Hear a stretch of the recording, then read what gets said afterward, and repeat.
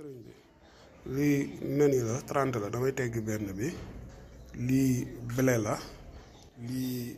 mboq bi la lii guro la lii 5 kilo suukar yi la lii 6 kilo ñebbe la bu xonq lii 5 kilo ñebbe bu weex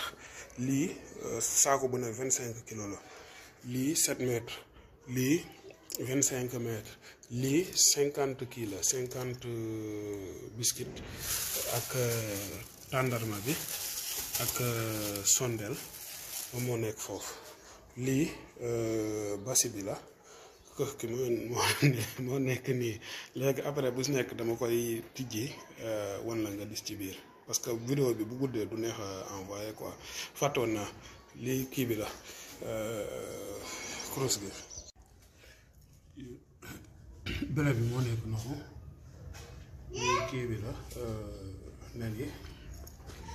5 kilo suukar yi kurus gi ak mboq bi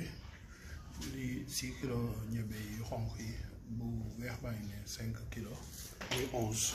guro gi moo nekk nii ginaaru olof moo nekk nii lii 50 paquet la lii ak kii mooy loolu bi nu mu tuddati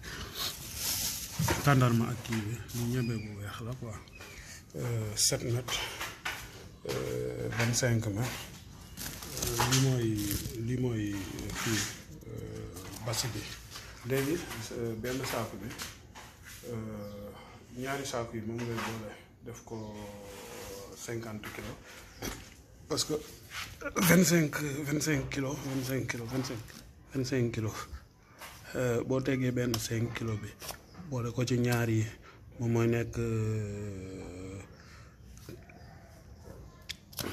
45 kilos ak 55 kilos léegi bi day nekk 55 bi ñaar yi nekk 45 kii mu ngi nii yàlla na yàlla nangul